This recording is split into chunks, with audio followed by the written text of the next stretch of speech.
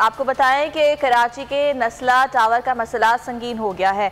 Structure गिराने के लिए कंपनी ने 22 करोड़ रुपए की कोटेशन जमा करा दी, साथ ही शराइत से भी आगाह कर दिया। किसी भी नुकसान की सूरत में कंपनी जिम्मेदार नहीं होगी। इंतजामिया 30% रकम एडवांस अदा करने की पाबंद होगी। का मसला मजीद संगीन। इमारत गिराने वाली कंपनी ने 22 करोड़ की कोटेशन दे दी।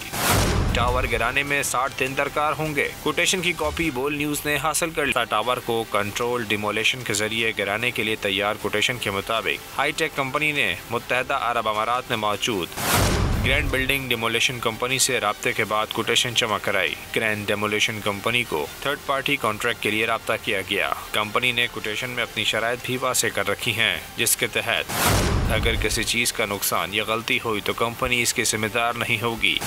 काम शुरू करने के लिए मजमूई रकम की 30% अदायगी करना होगी।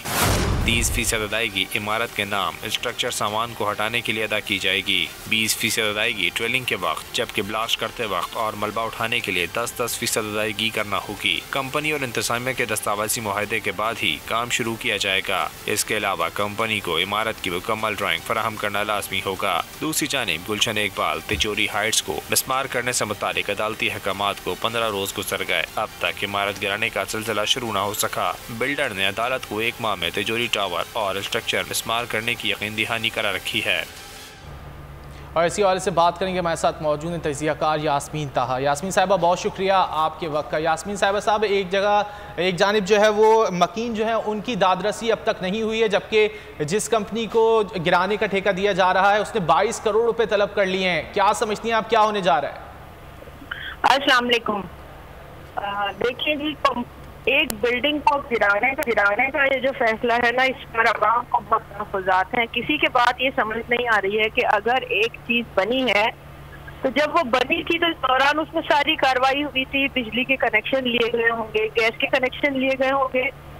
तो जिस वक्त ये कनेक्शन लिए जा रहे थे उस वक्त नहीं अंदाजा था कि गैर कानूनी तामीर की गई है। अब एक बिल्डिंग को गिराना, जब आप इस बिल्डिंग को गिराएंगे, धमाके से गिराएंगे, तो उसके भी तो कुछ असरात होंगे ना उस इलाके। ये सारी चीजें सोची जा चुकी हैं कि इसके क्या असरात होंगे। पोल्यूशन मेरे ख्याल में, क्योंकि जब आप एक धमाके से कोई चीज गिराएंगे तो आसपास की बिल्डिंग्स तो डेफिनेटली लर्जेगी उससे। तो ये क्या होने जा रहा है? ठीक है यास्मीन साहिबा, आप क्या समझती हैं कि जब किसी शख्स को या कोई सजा दी जाती है तो इसलिए दी जाती है कि आइंदा फ्यूचर में ऐसा काम ना हो, तो आप समझती हैं कि इस तरह से जो अदालती अहकामात हैं उन पर अमल दरामद करवाया जाएगा तो आगे बेहतरी आएगी? देखिए जी, बेहतरी बिल्कुल आएगी इस तरह की चीज़ों से, लेकिन बिल्डर को सजा देने का ये जो तरीका है ना, ये किसी के समझ में इसलिए नहीं आ रहा है कि इससे जो लॉटी है ना, वो मुतासरीन जो है ना, उन पर बहुत असर हुआ। जाहिर है वो 44 घर थे, वो बेघर हुए हैं, वो पता नहीं किस हाल में गए हैं। उन्होंने कितने रुपए, जिस कीमत पर उन्होंने अपार्टमेंट खरीदा था उसकी दुगनी कीमत अब हो चुकी है। बिल्डर से पैसे अब तक उन्हें वापस नहीं मिले हैं।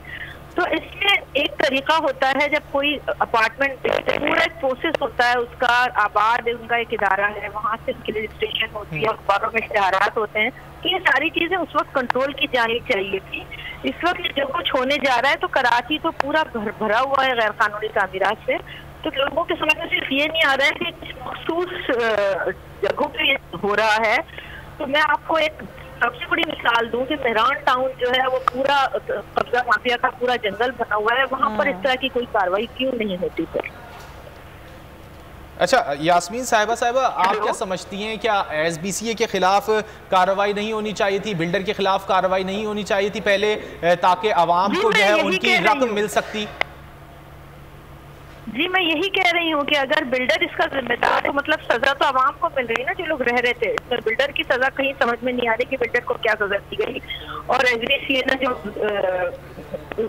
जो भी मतलब उनको कार्रवाई, मतलब बिल्डिंग बनाने की इजाजत दी थी, तो इसमें तो बहुत सारे इदारे मुलविस हैं। तो वो सब लोग कहाँ हैं, उनको क्या सजाएं दी गई हैं? और ये किस तरह से अदालत ने पाबंद, मतलब अदालत ने ये पाबंद बनाया है बिल्डर को कि वो पैसे दे। तो अलॉटीज का तो कहना है कि उन्हें अभी तक कोई पैसे, कोई रकम नहीं मिली है।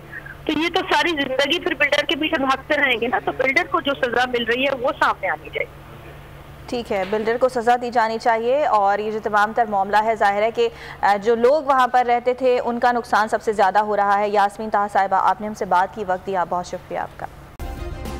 सब्सक्राइब करें और बेल दबाएं ताकि कोई खबर रह न जाए।